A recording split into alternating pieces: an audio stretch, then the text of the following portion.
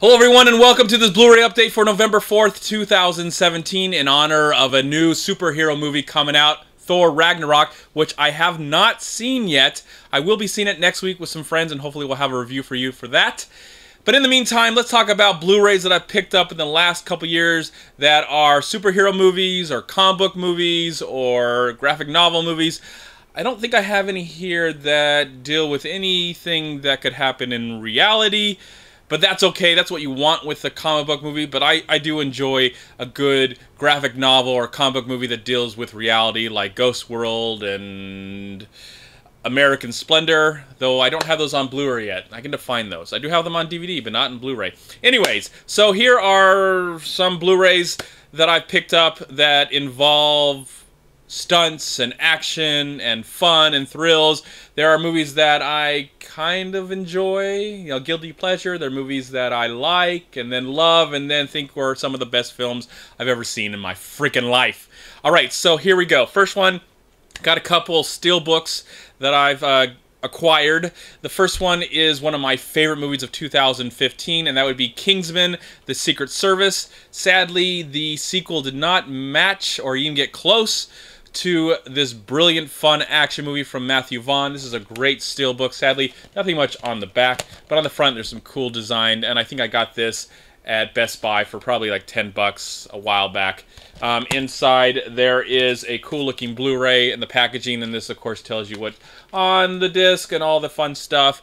But I loved Kingsman when I saw it a few years ago, and I do welcome a third film. I just hope it's more exciting than the last one. I did like The Golden Circle, but there was a lot of things that I was upset with, and of course I did a review. If you want to find out what I thought about the film, you can check out the review. But in the meantime, here is the great Blu-ray steelbook from the film that I still think you can get at Best Buy for a pretty reasonable price. Love Kingsman and glad to add it to my collection. Alright, let's talk about some movies that I love. It's a collection. The next one I'm going to talk about is a collection. The 4 movies in that series, or the first, well, second series after the... Okay, shut up, Chad. Alright, so let's talk about the 4 Batman movies. This is a nice collector set from Warner Brothers to kind of stick them all together in one packaging. And of course it includes 89 Batman, 92 Batman Returns, 95's Batman Forever, which I do like, and the infamous Batman and Robin. But you can thank this movie for being made because it got us Batman Begins. You know, we had like 8 years between movies, and because this movie was so received in such a bad, negative way, and it does deserve it, we did get Batman Begins. But I love Batman. I enjoy Batman Returns. I have fondness for Batman Forever, and I think that this movie is one of the worst movies ever made, but it is so good, or I should say, so bad that it is watchable and fun and good in that sense. You know, one of those so bad it's so good. But I don't know if I'll ever watch it around. Now, this one comes with tons of special features that were probably included on the DVD, commentary, and inside of the film. I think even Joel Schumacher's talking about the other 2 films and some of the mistakes he made, and sometimes I think he's a little apologetic and sometimes he's not. But I'm glad to finally have this, and I think I got this either between $5 and $15. I don't remember where, if it was Target or something like that, but I was glad to finally get this one in my collection on Blu-ray. I do have it on DVD, and I think I have Batman on VHS. Now this one's a weird collector set. Now underneath here is one of the discs. This is Batman, of course, and this is Batman Returns, of course, and this is really cool. Like, sadly, Batman is so bland, and Batman Returns has got really great disc art. And then on the, you know, if I, oh, what the heck. While I'm at it, there's Batman Forever right there. Some great disc art for Batman Forever. And Batman just doesn't have great disc art. It's just so plain and boring. But the movie is so much fun and entertaining and so memorable. Great performances. And then there's Batman and Robin, which has great disc art too. So a good set. I don't like how they're stacked like this. I really don't like how they're stacked like this, but what can you do unless I find another case where I can move them around. But in the meantime, here is what we have, and I will enjoy it, and I don't know if I'll really ever need to buy these movies ever again. I think this is it. This is great Blu-ray, and I look forward to watching all of these films, even Batman and Robin, and maybe I don't know. Maybe, I don't know if I'll get through it, but I do enjoy the Batman movies, and I'm glad to have them in this nice, nifty set. All right, next one is a steelbook, and this one is Hellboy from 2004. Sadly, I think we will never have Hellboy 3 starring Mr. Ron Perlman. I really wanted that, directed by Guillermo del Toro. I do have Hellboy 2 in my collection, and I love that film as well. And this was such a great film, and I actually got to meet the man who created Hellboy back in 2010 at a Comic-Con in Long Beach. It was very nice to me, and it was very interesting to hear his side and take of his creation, and of course the films itself at a Q&A that I went to. Inside, this is a director's cut. I don't know how much longer it is, maybe a couple minutes, and I did have the DVD, but it's nice to have the Blu-ray, and I look forward to watching both these films side by side, but sadly, I think they're rebooting the series, and it makes me a little sad because I'd like this movie series to be a trilogy and have a nice ending with Selma, his girlfriend, played by Selma Blair, I think. Selma Ward or Selma Blair. But I really enjoyed Hellboy, and I'm glad to have this nice collection. I think you can get this at Best Buy still for like $10, as I think right now. So if you want it, you know, it's a nice still cover. This one I got used because I don't really love this film. I like it. I haven't seen it since it actually got released, but it's one of the lesser of that series, and I'm talking about X-Men: The Last Stand. This was from 2006. This is part of the trilogy X-Men and the X2 and then X-Men: Last Stand. I don't love this movie. I have a lot of issues with it that I'm not going to get into right now, especially, well, I'll get into one. The director, Brett Ratner,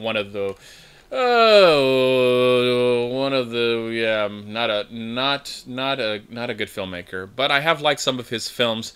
But this is one that I wish I could say I loved, though I would like to watch it again and try and forget the problems that it has and just try and enjoy it as a action summertime superhero movie.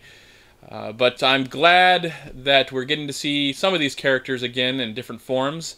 And, of course, you know, Hugh Jackman got to play Logan many times.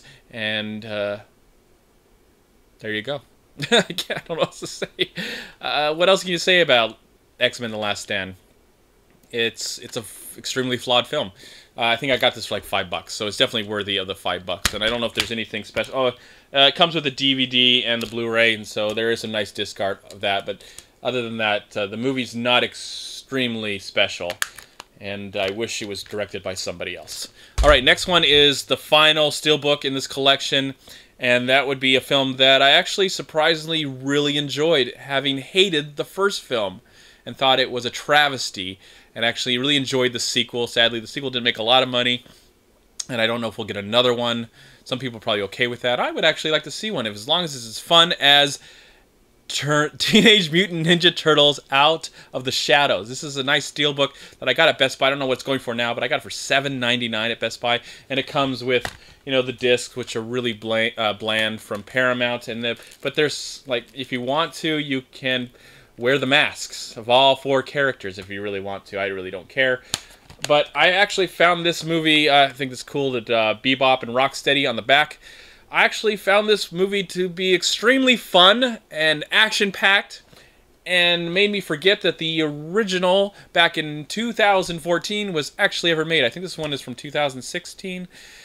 I just really enjoyed this film. I thought it was so much fun, and some really great action set pieces, some really great humor. And it really felt like the cartoon that I watched as a kid. I will always love 1990s the most, the live-action version, but this 2016 version was a lot of fun, completely entertaining, felt like a kid again as I was watching it, so I'm glad to add this to my collection, and I will never, ever, ever own the one from 2 years ago, or 3 years now. 2004. I'll never own that. I hated that movie. That movie sucked. But this one was a lot of fun, and I really enjoyed it, and I look forward to watching it again with a really great sound system, because I thought the sound and the visuals were just downright enjoyable. All right, now we're going to the 90s, and one of my favorite movies of the 90s, and I would love to see this actor, play this character again at least one more time, and repent for the third film, which I didn't like.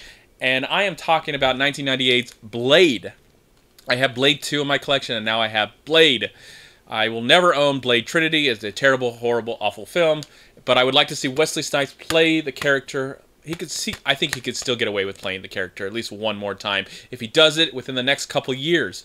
But I don't know what they're doing with Blade. Marvel's probably got Blade, Marvel Studios, but I don't want to see a PG-13 or a PG version of Blade. I want to see an R-rated version of Blade. That's what Blade deserves, and I would love to see Wesley Snipes return in the role. I really like this film. Actually, I really love this film. And I don't know if all the special effects holds up on Blu-ray. It probably doesn't. It was made in 1998. But just think it's a really great action movie. Great performances. And, of course, this was lucky enough to have one great sequel. One great sequel. So, I don't know what else to show you. Let's see. Nothing really cool to show you. There's the receipt. And then there is Blade, the film. Nothing too special there. But I'm glad to have it. I think I got this for like $7 or $8 at Best Buy a few while ago. Next one we're actually getting to all Disney movies are next. And if you know where I'm going with Disney, then you know that most of these are going to be Marvel films. Of course, Blade's a Marvel film, but it was made by New Line Cinema. And the first one I'm going to talk about is one of my favorite films of the 90s, and that would be Dick Tracy. Love Dick Tracy. Saw it in the theater. My mom took me and my brother and probably my sister to go see this film in the theater and just really enjoyed it. I remember there being a Roger Rabbit cartoon before the film started, but I've seen this movie countless times and I just absolutely love it. Warren Beatty, Madonna, Al Pacino, just the cast goes on and on and on. The late great, what is her name? Is she even acknowledged in this film? I apologize, I'm losing her name. She played Dick Tracy's love interest. She passed away, I think, a year ago. Just really imaginative film. I mean, just purely imaginative. I'm surprised we never got a sequel to this, but maybe that's a good thing, that it just stands alone on its own. And it's just wonderful visuals, wonderful fun action, a great family movie. Well, kind of. There's some things in here that probably, push the envelope of PG. The movie is PG. Yeah, I think maybe now it would have gotten up like a PG-13, especially with what happens in the film. But anyways, there you go. Dick Tracy, 1990, I think. I think this movie was 1990. I really like it. Sadly, I don't think there's a single feature on this entire disc. I would love something. Maybe there's a trailer. Of course, it's Disney, so you get nothing but blue on the Blu-ray. And I think most coming up next are going to be like that, I think. So there it is, Dick Tracy. I think 1990 was when this movie came out, and I really enjoyed this film, and so many wonderful memories of seeing it over the years. All right, I'm going to go, the next one I'm going to do, because it's a trilogy, and I actually picked these up all at the same time in a package, and I think now they're going for $20 each now, because I think Marvel is reselling them in preparation for Thor Ragnarok coming out this weekend. But I'm glad I got them. I think I got them, 3 of them for actually $20, or maybe 3 for $25. I don't know. I lost the receipt. So that would be Iron Man from 2008, 2010 Iron Man 2, and 2013's Iron Man 3. There are tons of special features. I think most of the discs on this are all the same. You know, they're just blue. I mean, they're blue. There you go, blue. Oh, this one is not blue. And I think this one you actually get the DVD and Blu-ray. And this one's blue, and of course the DVD is not blue, because it's not a Blu-ray, it's a DVD. Really quickly about Iron Man, the first one will always be my favorite. I really enjoyed the sequel. I did. Yeah, it has issues, but I really enjoyed the sequel. And the third film, I remember the first viewing and not really enjoying this movie until halfway through. I would love to see Iron Man 4, but of course Iron Man is appearing in everything from Spider-Man, and who knows if he has a cameo in something that's coming up, or and Avengers is being made next year, the new Avengers movie. So I don't know if we'll ever get an Iron Man 4, although I would welcome it. I think, gosh.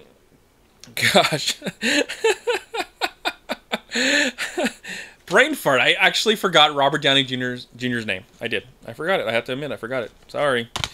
But I really enjoyed him as the character, though I thought he was quite not so necessary for Spider-Man Homecoming. I think the movie could have done without him, but of course he was in it because it's Marvel and Sony coming together, happy, and everybody's happy, right? Yes. But I'm glad to have these three in my collection, and I look forward to watching them as a trilogy.